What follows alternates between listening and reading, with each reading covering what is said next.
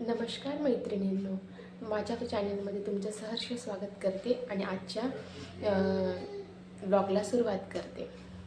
तर माझा आजचा विषय आहे धनलक्ष्मी कुंचम कसे भरायचे. मला बऱ्याच जणांनी कमेंट केल्या होत्या की ताई कुंचमचा पूर्ण व्हिडिओ डाउनलोड कर, असं आम्हाला दाखवतात काय काय भरतात वगैरे. मग मी म्हटलं चला आज कुंचमचा व्हिडिओ बनवू. पूर्ण व्हिडिओ तुम्हाला ती पूजा कशी करतात, काय करतात, ते केल्याने काय भेटते, त्यामध्ये मी सविस्तर तुम्हाला सगळं सांगणार आहे. तर सगळ्यात आधीचा प्रश्न, कुंचम. कुंचम म्हणजे काय? तर कुंचम म्हणजे माप. आपण जे धान्य मोजायचो आधीच्या, म्हणजे आताही मोजतो आपण मापामध्ये. ते माप माप असतं ना, तेच माप. पण कुंचम हे साऊथ इंडियनकडे त्याला म्हटलं जातं आणि आपल्याकडे माप असं म्हटलं जातं. तर कुंचम हे पितळी भरू शकतो आपण, किंवा तांब्याचं, किंवा काही काही लोक साऊथकडचे लोक तर चांदीचा सुद्धा भरतात. ही सेवा मुळात साऊथकडची आहे. तुम्ही पाहिलं असेल बऱ्याच व्हिडिओमध्ये, तिकडचे लोक खूप समृद्धीने भरलेले असे लोक आहेत. तर ती ही सेवा कायमस्वरूपी करत असतात. ही सेवा केल्याने आपल्याला संपत्तीच नव्हे तर सुख समृद्धी, सुख शांतीसुद्धा भेटते. तिकडचे लोक दर मंगळवारी, शुक्रवारी, अमावस्या, पौर्णिमा, गुरुपुष्पामृत योग, अक्षय तृतीया ह्या दिवशी भरत असतात. तर कुंचम कसा भरायचा? तर कुंचम मी तुम्हाला आधी दाखवते कुंचम कसा असतो ते. तर बघा मैत्रिणींनो, हा आहे कुंचम. तर हा कुंचम म्हणजे मापच असतो. तो धान्य मोजायचं माप आपण वापरतो घरात, तसा हा. फक्त हा एवढा आहे की हा पितळीचा आहे आणि याच्यावरती व्यंकटेश स्वामीचे चिन्ह आहे. तसं शंख, चक्र आणि हा व्यंकटेश स्वामींचा, तिरुपती बालाजींचा तिलक आहे. तर आपल्याला हा कुंचम भरायचा असतो.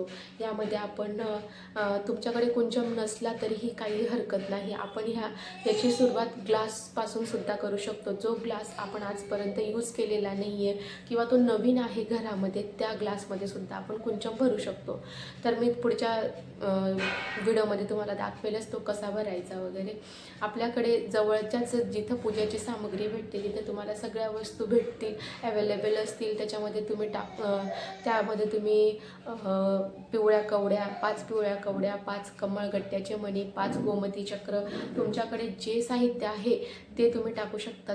तुमच्याकडे जर नसेल तर तुम्ही साधा तांदूळ भरून सुद्धा कुंचम भरू शकता. आता तुम्ही इथे बघू शकता माझ्या जवळ जे उपलब्ध आहे ते घेतले मी. कुंचम, प्लेट, त्यात नाणी घेतले आहेत, धने, इलायची, पोवळा, मोती, पंचरत्न, केशर, हळदी कुंकू, तांदूळ, 5 कमळगट्ट्याचे मणी, 5 गोमती चक्र, 5 पिवळ्या कवड्या.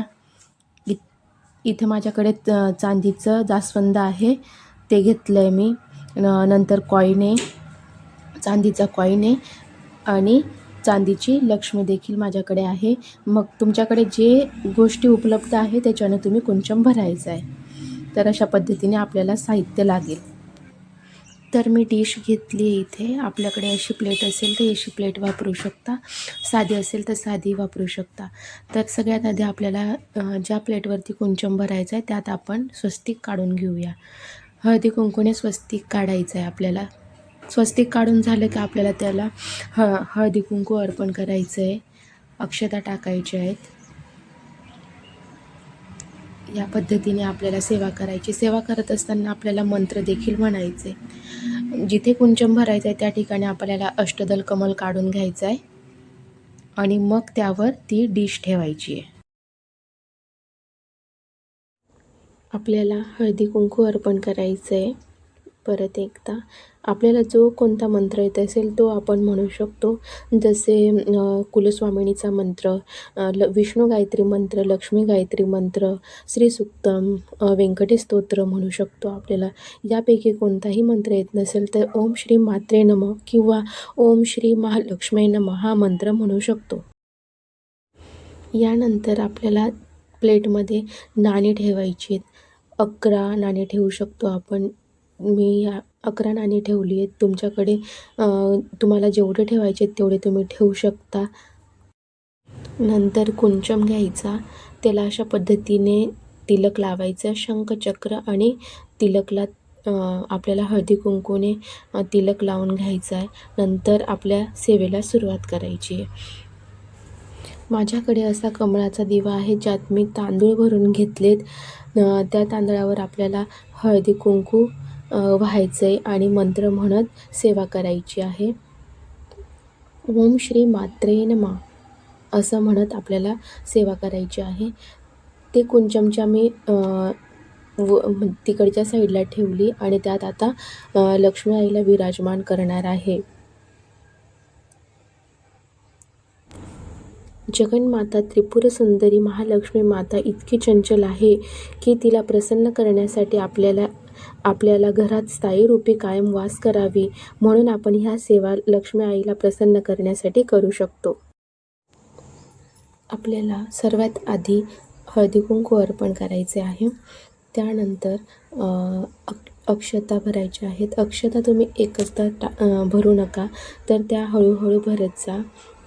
लक्ष्मी आई स्वतः समुद्र मंथनातून प्रकट झालेल्या आहेत.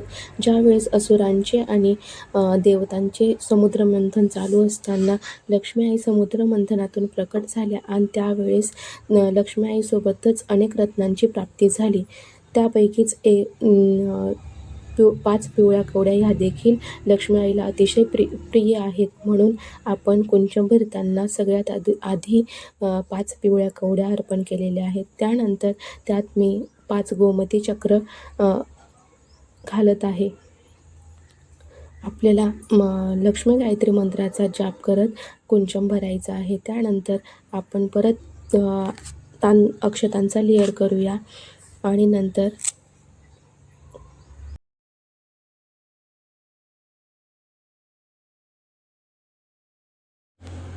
अक्षता अर्पण झाल्यानंतर आपण त्यात 5 कमळगट्ट्याचे मणी घालणार आहोत. त्यानंतर आपल्याला परत त्यात थोडे तांदूळ घालायचे आहेत.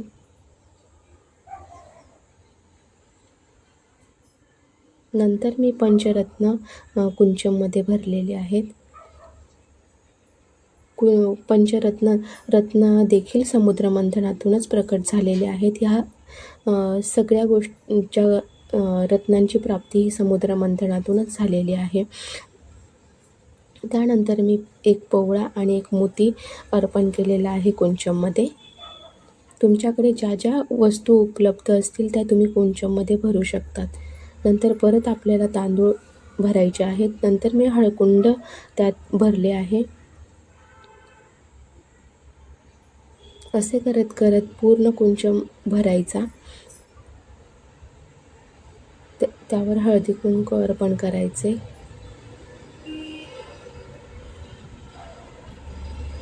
आणि लक्ष्मी मातेचा जाप करत कुंचम भरायचा आहे. त्यानंतर मी 2 इलायची देखील घेतलेल्या आहेत.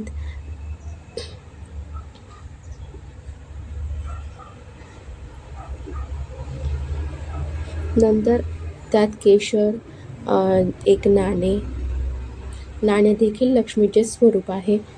धणे अशा पद्धतीने तांदूळचा लेअर करून घ्या.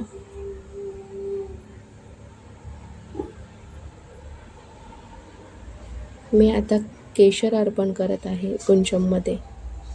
ओम श्री महालक्ष्मी नमः. ओम श्री महालक्ष्मी नमः. ओम श्री महालक्ष्मी नमः. अशा पद्धतीने पूर्ण कुंचम भरून घ्यायचं आहे. कुंचम भरत असताना आपल्याला देवी आईला प्रार्थना देखील करायची आहे की जसा कुंचम आम्ही भरतोय देवी आई, तसं आमच्या घर धनधान्याने भरू दे. आणि सगळ्यात वरती असं आपल्याला चांदीचा कॉईन ठेवायचा आहे कुंचमवरती. 2 असेल तर तुम्ही 1 रुपयाचा कॉईनसुद्धा ठेवू शकता. अशा पद्धतीने माझ्याकडे चांदीचं जास्वंदाचं फूल आहे, ते देखील मी ठेवणार आहे वरती. तुमच्याकडे जास्वंदाचा किंवा कमळाचा, पारिजातकाचा असा कोणतेही फूल अर्पण करू शकतात देवी आईला. अशा पद्धतीने सेवा करून झाल्यानंतर मी देवी आईला फुले लाल गुलाबाचे फूल अर्पण केलेले आहे. तुमच्याकडे गुलाबाचे नसेल तर लाल जास्वंदी देखील तुम्ही अर्पण करू शकता. आणि माझ्याकडे वैष्णोदेवीचा एक कॉईन आहे, तो देखील मी तिथे कुंचनाच्या समोर पूजते. अशा पद्धतीने सेवा संपूर्ण झालेली आहेत आणि आता मी देवी आईला फुलं आणि गजरे अर्पण करणार आहे. मी नंतर देवी आईला गुलाबाच्या फुलावरतीच विराजमान केले, तुम्ही बघू शकता. नंतर देवी आईला मी फुलांनी सजवून घेतले, गजरा अर्पण केला.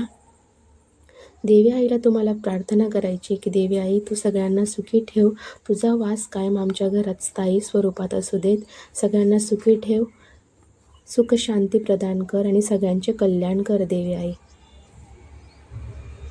तर तुम्ही बघू शकता पूर्ण कुंचम भरल्यानंतर किती सुंदर, अतिशय सुंदर प्रकारे असे दिसत आहे. जणू लक्ष्मी आई स्वतःच तिथे विराजमान झाली आहे आणि खूप पॉझिटिव्ह एनर्जी फील होते जेव्हा. माझा आजचा ब्लॉग कसा वाटला कमेंटमध्ये नक्कीच सांगा. माझ्या चॅनलला लाईक करा, शेअर करा, सबस्क्राईब करा. धन्यवाद. श्री स्वामी समर्थ.